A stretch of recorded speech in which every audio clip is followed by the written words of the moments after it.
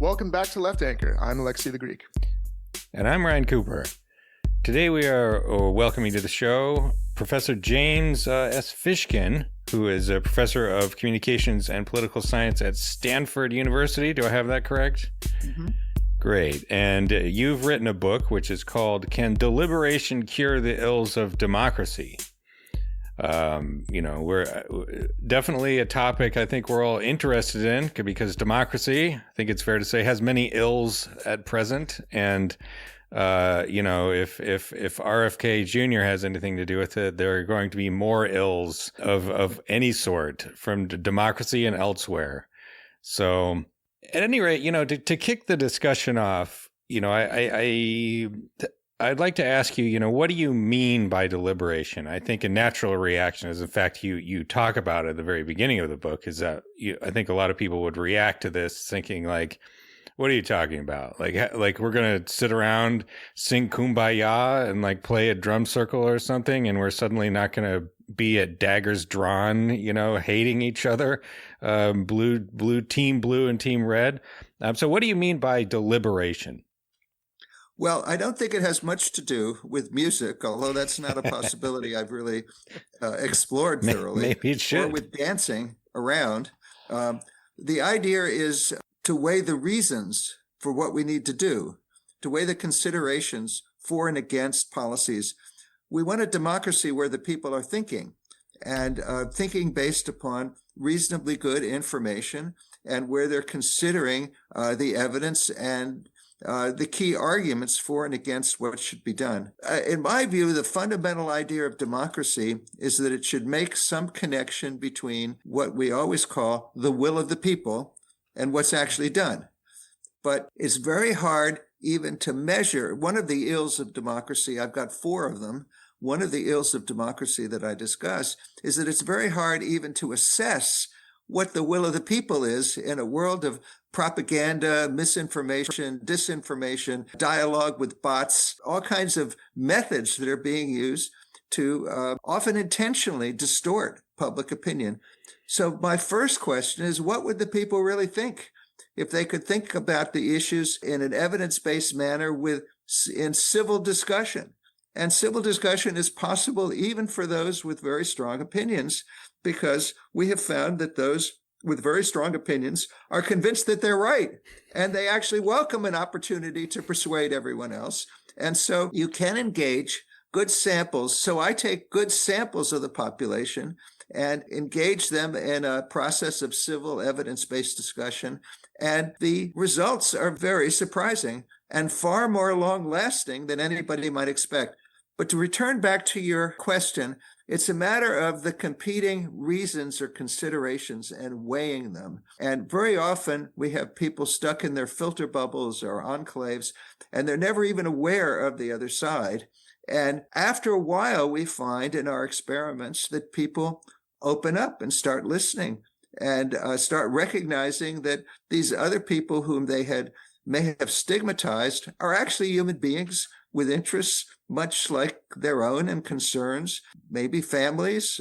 So it's quite possible there is a humanity buried within all of us if we can only engage it. So deliberation is just a very simple notion. And by the way, I don't want to say we're trying to get everybody to participate in a philosophy seminar. When ordinary people discuss the issues, they often tell stories, but the stories have a point. There's a reason why they bring up a story about their experience with the healthcare system or criminal justice or whatever the issue is, but they're speaking from their personal experience, but as a way of bringing some consideration to bear on what a problem might be with a policy or what a problem might be that needs addressing. So it's not philosophy speak or necessarily policy speak. It's ordinary speak, but relevant to the issues that face real people. This is a very hopeful book, I find, Professor, and you've begun us off on a good foot here to understand what you mean by democracy and eventually to show how your data and the methods that you designed are hopeful to combat some of the ills that you've mentioned. But first, since you brought up the will of the people, this long kind of theorized idea, I just want to ask you, Because part of what deliberation does, I think you show, is not just discover an a priori will, but it in fact shapes a true will that wasn't pre-existing because people weren't properly informed and didn't really know what they would have willed, given the proper understanding of the context and of the policies at hand, right? So I'm curious, is there even such a thing as a monolithic will that represents, quote unquote, the people? How do we deal with that problem? And then what is this idea that maybe we're not just discovering something like a will of the people, but shaping it? We're not shaping it. We're facilitating its emergence because, look. By we, I meant the people involved. I'm sorry, the citizens themselves, I meant, are shaping their own will, is kind of what I meant. Well, we're engaging people to come to their own conclusions.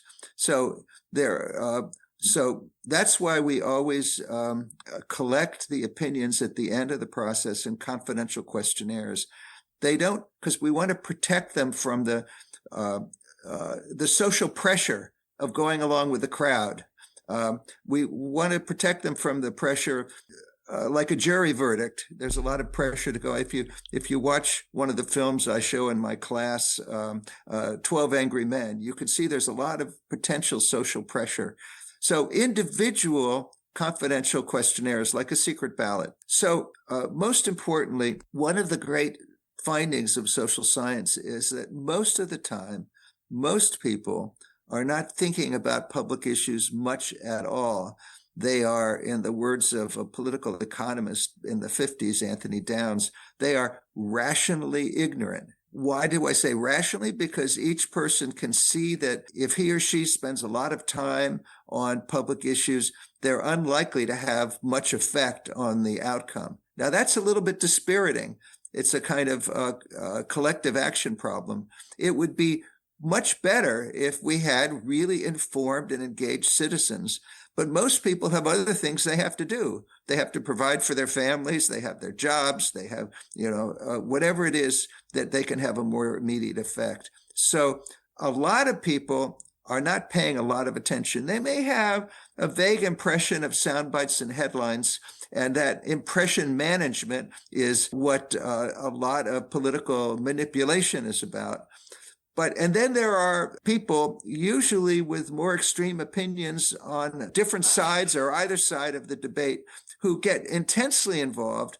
But then, because of the breakdown in our system of political communication, they can just reside in their enclaves or filter bubbles, the social media enclaves, and get the information that they find congenial. And they may not have any idea what people on the other side are thinking. So if you can reach them and engage them in a discussion so that they actually talk with others, exposing them is not enough. Mere exposure, they may just dismiss. But if you actually engage them in dialogue, particularly an organized dialogue where there are some ground rules of civility and it's moderated one way or another, magical things begin to happen. I mean, on that point, there's a couple of parts of this I'd like to emphasize. So correct me if I'm wrong, like these little experiments you do, this is private, right? And it's in person? We have two kinds of experiments now. One is it's in person. It's not that small. The American one-room experiments had at least 500 deliberators and a separate control group, and they were transported from all over the country to a single place to deliberate. So they're controlled experiments where we can compare any changes over that period with the people who deliberated with the control group pre and post. And the control group almost never changes. But even the one we did on climate, which had 1,000 deliberators and had the worst summer on record up to that point in terms of climate disasters, the public didn't change at all. But the deliberators changed, including, in that case, the Republicans coming to embrace the reality of climate change and the overwhelming number of proposals for what to do about it. So that was quite striking, because in the normal course of events, you wouldn't expect something like that. So yes, we have face-to-face discussions, but we've also, working with computer scientists here at Stanford, we've developed an online platform that actually uses a bit of AI. It's AI assisted, and it allows the group to moderate the discussions. So that climate change one that I mentioned was actually done on our platform with 1,000 deliberators, 100 groups of 10, small groups of 10, where everybody could see each other on a Zoom-like interface. And but the platform controlled the queue for speaking. Each person could speak for up to 45 seconds at a time, and it nudged people who hadn't volunteered for the queue if they hadn't spoken, according to various algorithms. It ended up producing in every application very equal participation. It intervenes if people are uncivil, and it guides the discussion to identify the key questions that people find most important. People volunteer questions, they revise them together, and then they vote by ranked choice on their top 2 questions.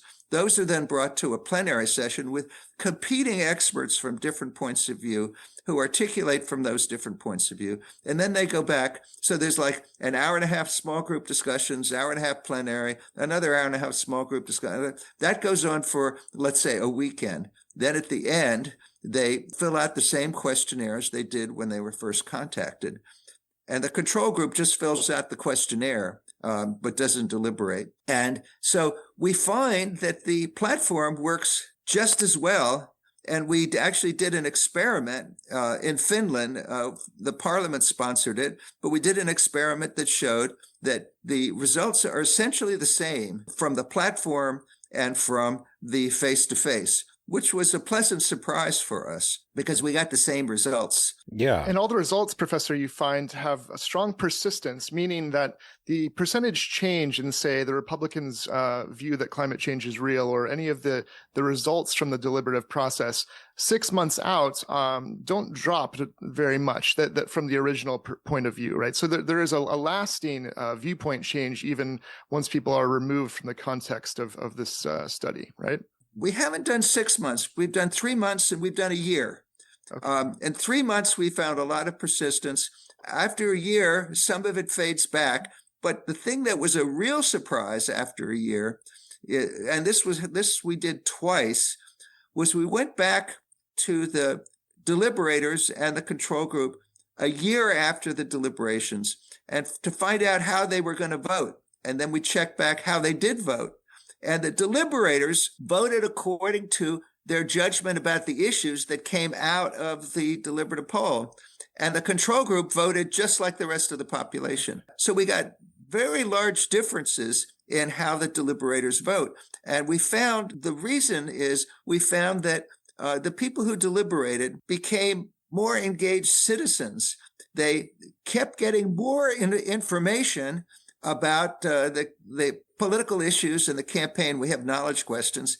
They had a greater sense of what's called internal political efficacy, the idea that I have opinions worth listening to. They had much greater respect for the people they disagree with, and they tended to vote according to their judgment on the issues, which is, I think, what democracy is ultimately about. Because that's one of the ills of democracy I discuss, that the best explanation that all of my colleagues in political science have found, and this is really the orthodoxy now, is that it's just party loyalty all the way down. That's what explains how people vote. It's a kind of identity. And the idea that you could find voters who really vote based on the issues and are willing to depart from mere party loyalty, a kind of tribalism, that's a myth. That's treated by some as a kind of folk theory of democracy, is the phrase. And it's supposed to be about as common as finding a unicorn.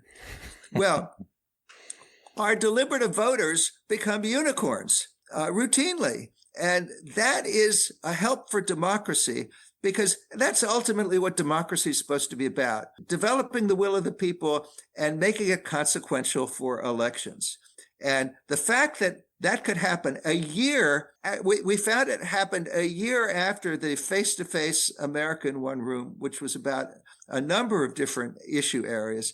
And we found that it happened with the online deliberative poll on climate a year later, and that the deliberators there voted significantly based upon their climate conclusions, and the control group voted on other issues, that we asked them about, immigration, crime, things like that. But the deliberation had lasting effects when it got to the ballot box. And we published 2 articles about that in the top journals.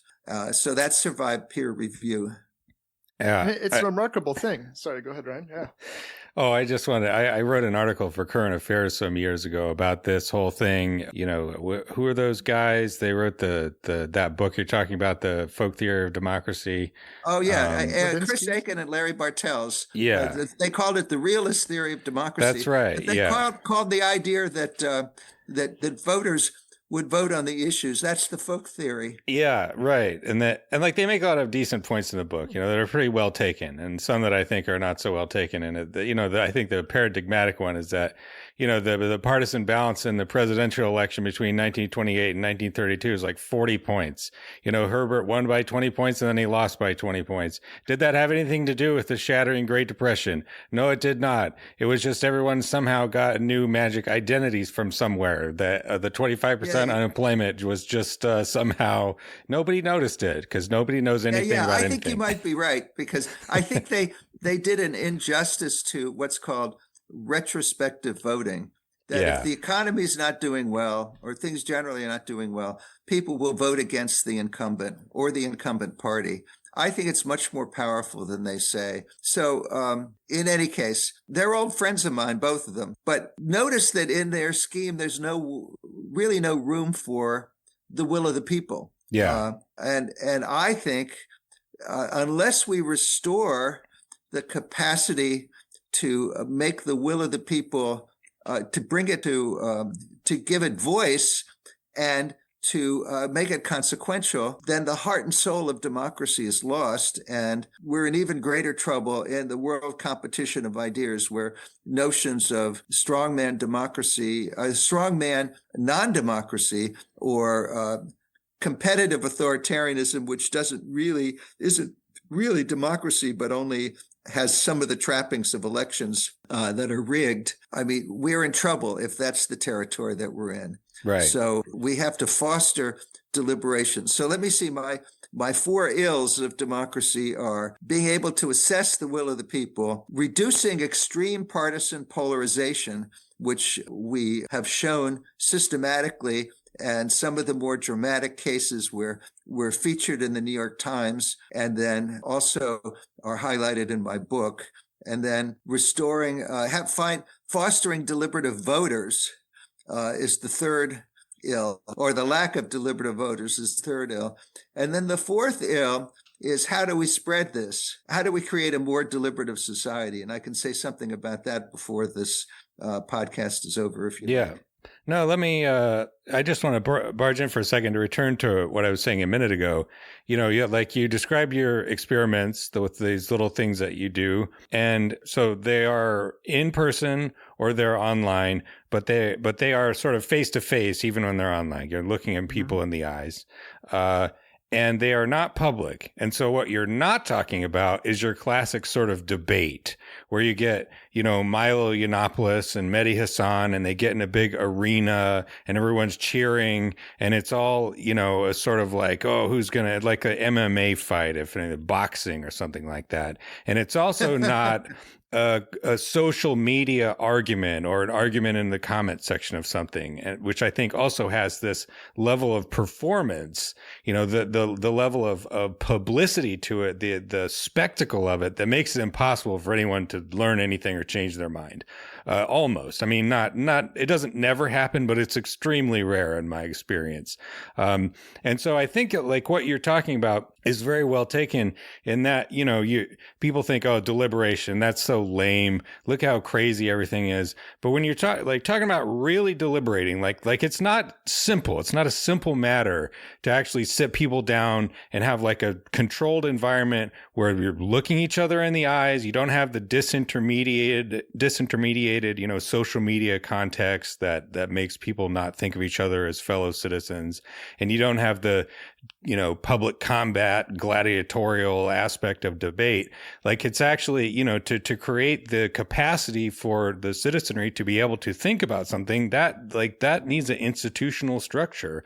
And I think that it's not a coincidence that those structures have been largely destroyed, over the years. It's journalism and so on, such insofar as that existed at all, it's been eaten up by the internet, and replaced with things that are much worse. And so, yeah, I think that it's worth maybe, talking about then, how could you possibly expand this to a significant number of people, that wouldn't require just kidnapping folks off the street and taking them to a stadium or something where they could actually talk in good faith. Well, first point is we are doing lots of these deliberative polls, as I call them, in different countries where they're actually being used as an official input to making decisions. So they're having an effect whether you can expand it to the broader population. That's the first point. The second point is the technology that we've developed to make the deliberative process less expensive and more practical was designed to scale the deliberative process to very large numbers. And we're actually in discussions with a couple of countries about how to do that. I can't make an announcement yet, but when they allow me to go public, I will. But I will say that the idea is that we're already using it to expand it into the schools, because that would be a way of getting the next generation, and universities around the country. I have a colleague, Dr. Alice Hsu, who's really leading the charge on that. But then we have this idea that it could be used for very large numbers to deliberate, and we're grappling with how to track them, because we find that once people deliberate, even on the platform, as opposed to face, they really love it. They're very surprised to engage with diverse others in a moderated civil environment, and they want to do it again, and they want to get their friends to do it. And so we think it could spread virally under the right circumstances with enough visibility, because for a deliberative poll with a good stratified random sample, you can't allow people to suggest who's going to be recruited. But for scaling the deliberative process to the broader public, you can. And so that's the next goal of all of this research. And if you come back and interview me a year from now, if I don't have at least one of these two countries doing it, I'm a failure. Or if not a failure, I'll be disappointed. So check back. You will be judged. We'll check back with you, and you'll have awakened us civilly so that we still care in a year to check back with you. We're doing that now. You're deliberating with us now, and we are awakened. So we will check in. Give me a year to be sure. I think it may happen earlier than that, but I want to be, careful.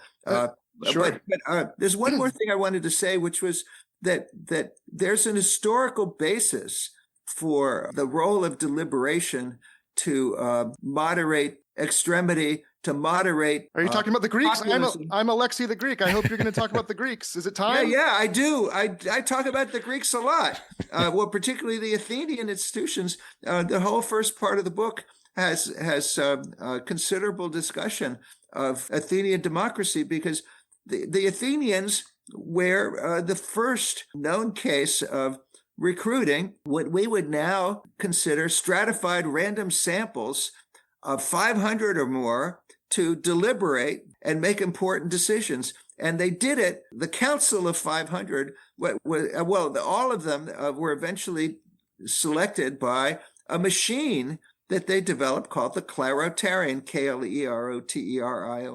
The Clarotarian would select a random sample representative of all the tribes in Athenian democracy, and they would serve for a year to set the agenda for the assembly. But more relevant to this performative public debate aspect that you mentioned is they were very concerned about the orators, who might in many cases be demagogues, because the Athenian democracy that everybody knows about is the assembly. And in the assembly, the orators were actually trained to whip up the crowd and get them excited about something.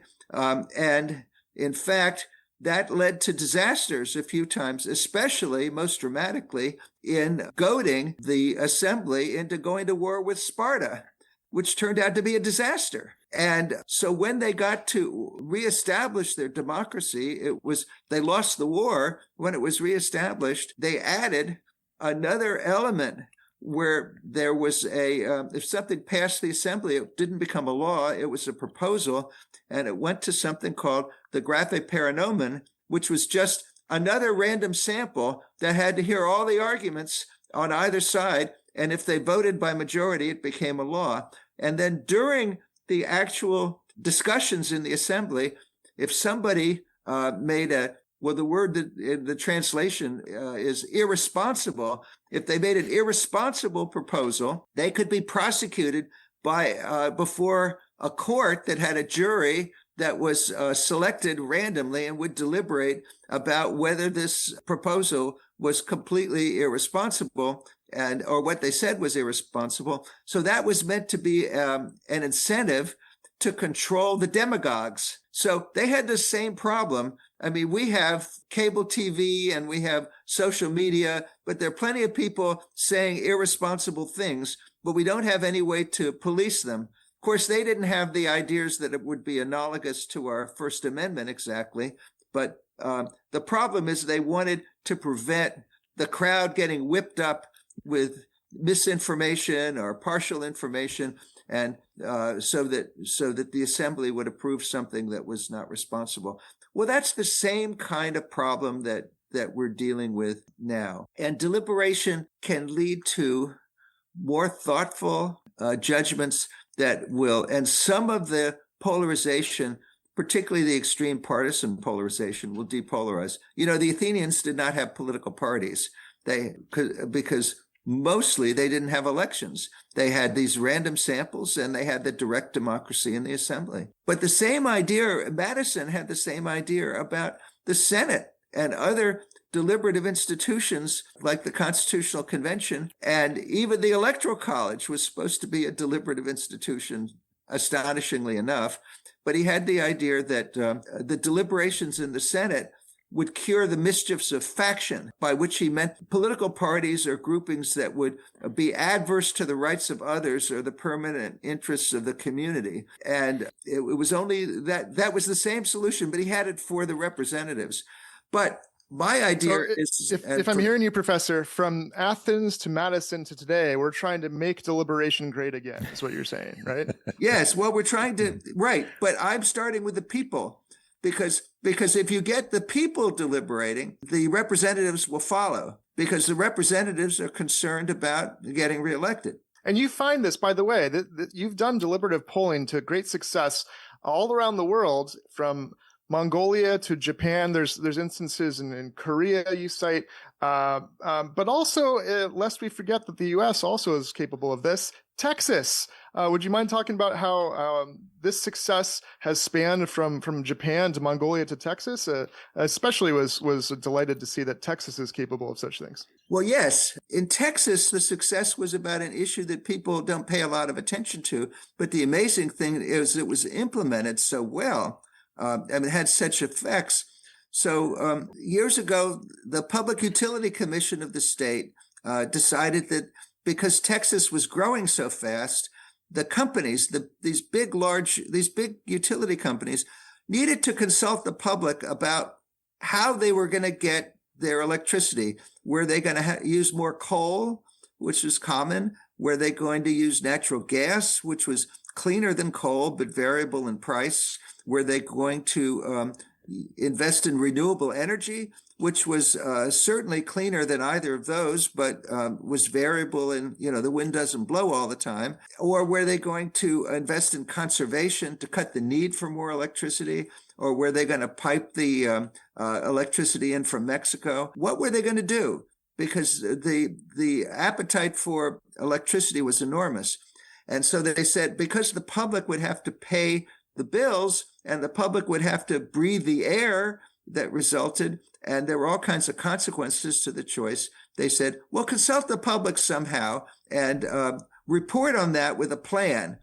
Well, they were challenged by that because they knew that the public didn't have the information to make informed decisions about. And in fact, the discovery of what came to be called non-attitudes, or I call phantom opinions, came with a series of questions on the American National Election Study about electric power, where year after year, the same panel was asked the same questions, and the results varied randomly. So a great political scientist, now passed away, named Phil Converse at the University of Michigan, said, there is no opinion there. People just don't want to say they don't know, so they offer something. Another late friend of mine, George Bishop, the University of Cincinnati, proved the point by becoming famous for asking one question, which was, do you support or oppose the Public Affairs Act of 1975? And people answered the question, but there was no Public Affairs Act of 1975. So the point is, people will answer survey questions whether they or not they have an opinion. So, and the utility companies were afraid that the questions they would ask would get answers like that if they just did surveys. But there are hundreds of millions of dollars at stake on these decisions. So you don't want an arbitrary basis for such important long-range decisions. So they turned to me, ended up requiring deliberative polling. And we did those all over Texas, and with an elaborate advisory committee and all the stakeholders that needed to be consulted from different points of view and the rest. And one of the things, and the thing that came out that was most striking, was that the public, if you average over the 8 parts of Texas, the results, the percentage of the public willing to pay more on its monthly bill to support wind power went from 50-some% to 85%, something like that, about 30 points. And the percentage willing to pay more for investments in conservation, that is demand-side management, also went up about the same. So on the wind power, the commission required the companies to make investments in their so-called integrated resource plans for wind power. And then the legislature, the commission took the results to the legislature, and they required even more and more and more and more. So the story was, when we started, Texas was dead last among the 50 states in the amount of wind power. But by 2007, Texas surpassed California in the amount of wind power. And there's been no looking back. It's way ahead of everybody else. There's a lot of wind power. There's a lot of wind in Texas that could be harnessed for this. And so that's a very happy story. And it's been written about as the so-called Texas wind power boom. But the result was, it was from the thinking of the people. So that's the Texas story. Let me tell you about Mongolia, because I'm recently back from Mongolia, and it's in a way the most dramatic case. Yes, we've had specific cases where countries have, because there's some difficulty, they have commissioned a deliberative poll where we work with collaborators in country, often with the government, to see what the people would really want, usually when there's some really difficult decision, so that the deliberations of the public the government can, in a way, share the responsibility for the choice. And I'll tell you about a few of those. But I want to tell you about Mongolia to make sure we have time, because Mongolia is a democracy. It's a highly competitive democracy. It's got 2 big parties, and the control of the presidency and the control of the parliament swing back and forth between the 2 parties quite a bit. And they've got all the ills of a competitive democracy. They've got misinformation spread on social media. They've got all kinds of distorting campaigns. And so we've been working in Mongolia now for a number of years, more than 10 years. And we did deliberative polling at the city level for the capital city, Ulaanbaatar. But it got more and more credibility and bipartisan credibility. And a law was passed, and the law on deliberative polling, which requires that if they want to change the Constitution, they have to solicit suggestions from the public. And there's an independent advisory committee that thinks about those suggestions and turns them into coherent propositions that could be evaluated in a deliberative poll. And they make an agenda of arguments for and against. And They have to recruit a national sample, I believe, of at least 700 people. Certainly the 2 times they've done it now, they had more than 700. And the government recruits them through the Census Bureau, the National Statistical Office. It's a highly scientific process. And believe it or not, both times they've now done this twice, and both times they've done it is they got 85% of the people who were initially contacted actually came at the expense of the government to the capital city to deliberate in the Parliament building for a weekend about possible changes in the Constitution. They considered it an honor. And some of them came a long way. You know, Mongolia is very big. It's the same size as Western Europe. So those 700 people deliberated in small groups, plenary sessions with questions that panels of competing experts asked. And then in this last case, they've changed the Constitution now twice, because what the law says is that the recommendations of the people in the deliberative poll are sent by the Independent Advisory Committee to the Parliament. The Parliament then, if it gets a 2/3 vote approving a new amendment, the amendment becomes law. And that's happened twice. And most recently, it's very interesting because what the people were really concerned about is they have 2 competing parties that are butting heads with each other. Those are my words, but basically they're in some considerable conflict, not an unrecognizable situation to us. Nevertheless, an amendment, and the people thought the most plausible solution was, they wanted more parties, they wanted more choices, and the most plausible solution to get that was to add a number of legislators who would be selected by proportional representation, PR, sort of a bit like the German system, where they have some districts and they have some PR, and it wouldn't displace the current elected members, but it would add. How difficult do you think it ordinarily is to get the public to pay for more politicians? It's hard, but they did. The people that when they deliberated and the politicians, it was passed by 2/3 vote. And then they had an election, and sure enough, the election produced more third parties. And then they had a celebration, and they invited my collaborators from South Korea and Japan and various other places around the world. We had a big conference, and then it culminated with my receiving a presidential medal in a ceremony in the Parliament, which was their highest state honor for bringing deliberative polling to Mongolia. So it was quite a celebration, and the medal is on my piano now. Amazing. Congratulations. But yeah, no, I was very happy about that. There's a press release. Stanford has a press release about it that's on our website. But the point is that it's a system for changing the Constitution. And you know how hard it is to change the Constitution? You know how hard it is to change our Constitution? And the problem is, how do you get the thinking of the public combined with the thinking of the elected representatives in a coherent way? And the Mongolians took my process and added it to the Parliament and came up with a viable process that is now institutionalized and has worked twice. So that's an example about how you can actually implement deliberative democracy for a special and very important decision. But that's Mongolia. Do you want to tell us a bit about others too? Yeah, well, do you want to talk a bit about what the U.S. might do? Talk about Deliberation Day and how just generally the legislative process in the United States would work with these mini publics, or as you call it, the mass public in microcosm, because you have some ideas for how we might kind of scale up here. I have a lot of ideas, and they're detailed in the last chapter, because the last chapter is inspired by my thinking about Athens, actually. Aristotle said that there was that each citizen could rule and be ruled in turn. There was a rotation method.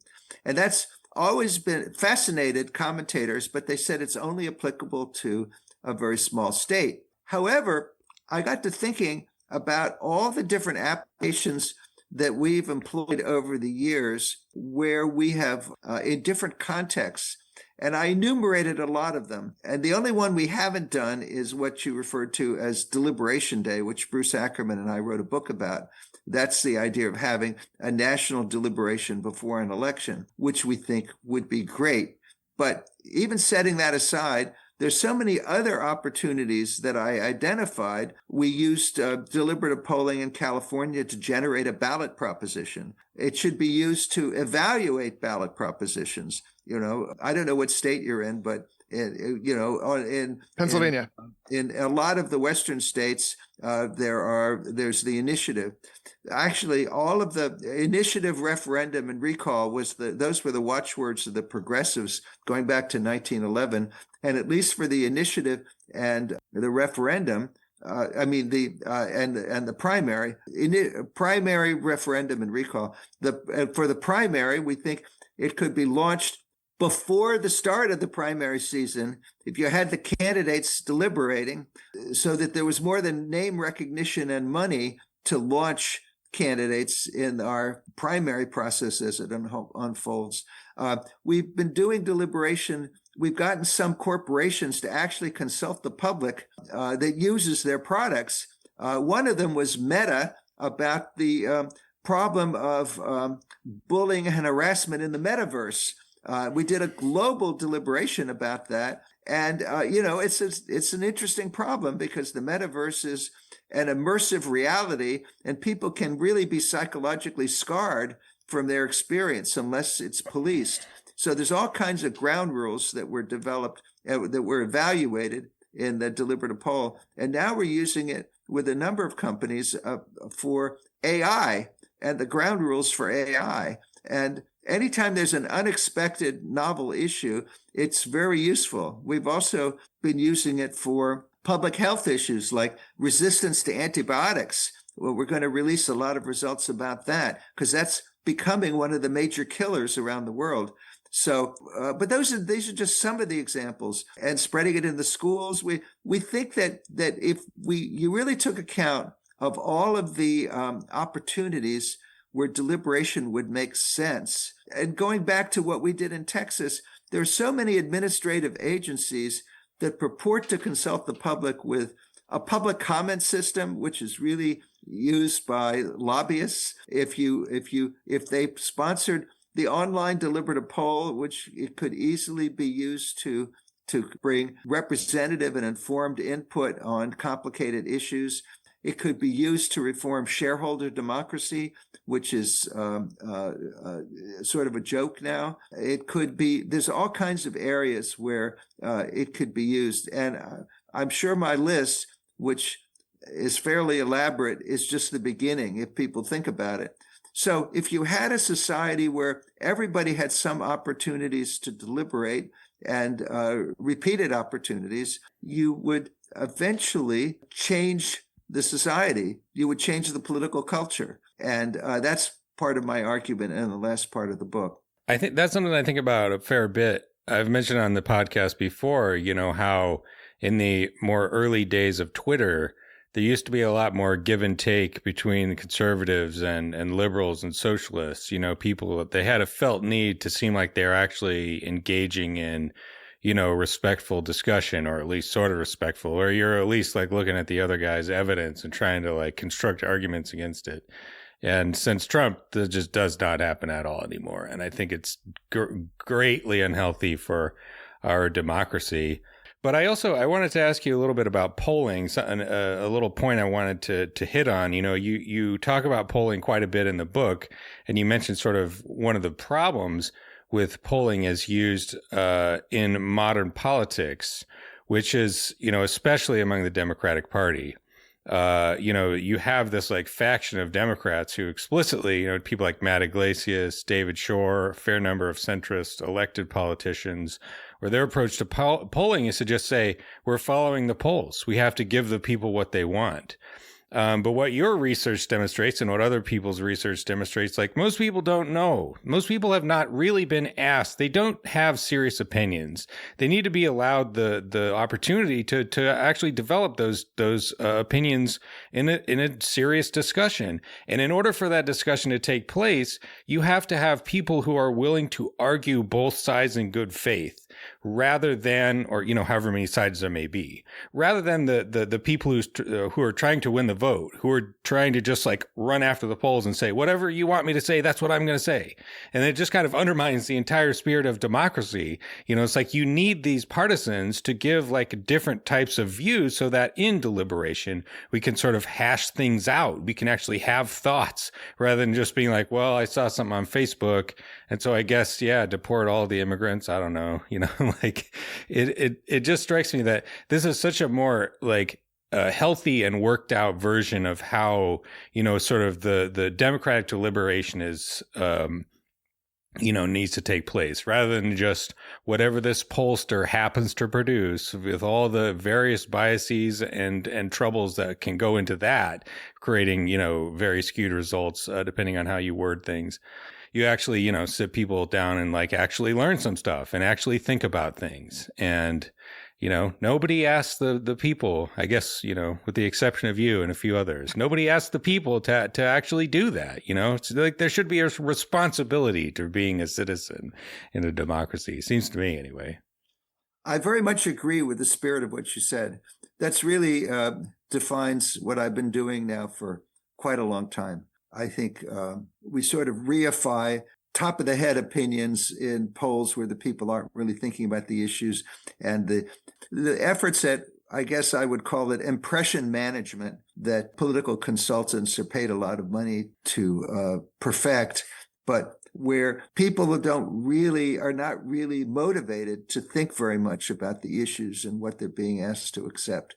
So I don't view that as an ideal democracy at all. I think that we want a democracy where we have a public opinion that is not primarily the product of manipulation. We want the people to have agency.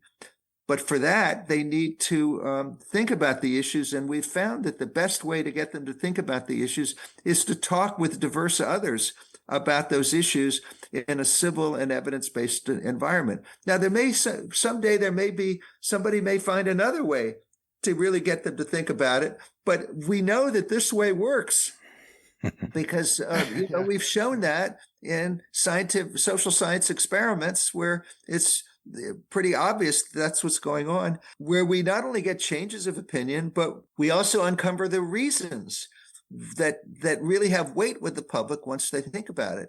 And that can be a recommendation to the policy process, and because people see the reasons. And so that's why I want to embed deliberative democracy methods in our institutions. The Mongolian case is a good case. The Texas case is a good case. And I think there are an enormous variety of other such possibilities, which if acted upon, that's why I say in the last chapter of my book, if you did, every one of these things I recommend is compelling, in my view, for in the policy arena that it's recommended for. But if you did all of them, you would end up with a different kind of society.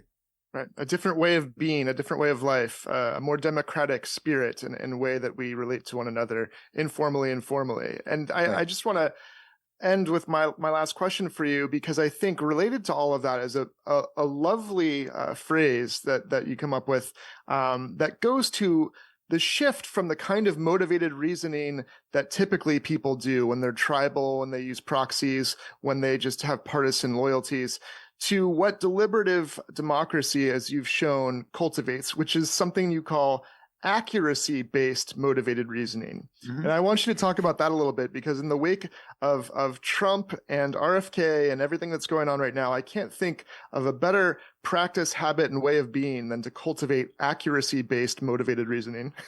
Yes. Well, that's not my phrase, but came from a late professor of psychology, one time at Princeton, Zevan Kunda, Kunda, and she invented the whole idea of motivated reasoning.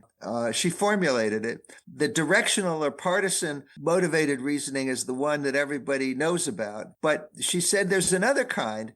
If you can effectively motivate people to want to discover the truth or the fundamental, the real issue, we can call that accuracy based. And she said there are various conditions that she outlined for accuracy-based motivated reasoning, and we satisfy those, particularly having the people working together on it and sharing the process of trying to get to the bottom of the issue. And so, I think you're absolutely right. We need to foster that. But we need to foster that among people who otherwise may strongly disagree. But that happens as they work together. It also fills out, that's why I also cite the famous contact hypothesis that goes back to Gordon Allport at Harvard in the 50s, who said that when people work together under conditions of equality, they lessen their animus towards each other. They lessen their prejudice. And when they do that, they find they can work together. And so that's part of the explanation for why we lower the affective polarization. And we find that people, which clouds judgment, we find that people can actually understand the issues better. So there's a lot of famous. Look, I developed this thing because it seemed so obvious and commonsensical, but then we did experiments and we got surprising results. And more, in order to explain the surprising results, I realized that we were employing some basic social psychology that hadn't been employed in this context, but there are well-established theories that fit. And of course, we wrote about those in the 2 articles in the American Political Science Review and one in another excellent journal, Perspectives on Politics. But my book, Can Deliberation Cure the Ills of Democracy, is a kind of informal synthesis of what we learned. So it doesn't have all the bells and whistles of the other of the articles, which most readers wouldn't want to plow through. But we think we've established in controlled experiments that this is what happens, which leads me to my ultimate conclusion, which is that our divisions are not intractable or inevitable, and that the people are very smart if you can engage them on the issues in a civil, evidence-based way. And we found that is true all over the world. That's how I propose to, rather ambitiously, maybe over-ambitiously, to cure the ills of democracy. That's why I have the most important thing about the title is the question mark, because the question mark at the end is really an invitation to help create the political will to bring this about. It's not like I'm asking something impossible in the sense that, we would like to levitate the Pentagon or something like that. Even more difficult probably is pass a constitutional amendment in our current system. Rather, I'm saying that it's a question of political will for a bunch of things that we could do that would improve democracy.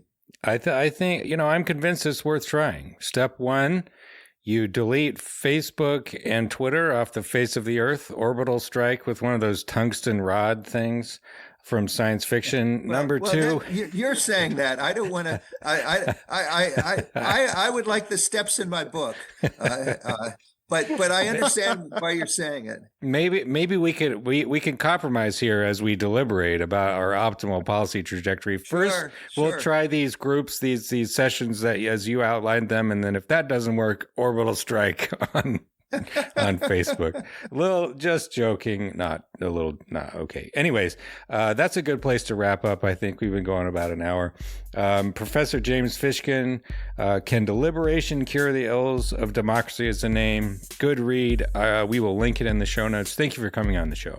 Thank you. And thanks for listening, everybody. We will see you in the next episode.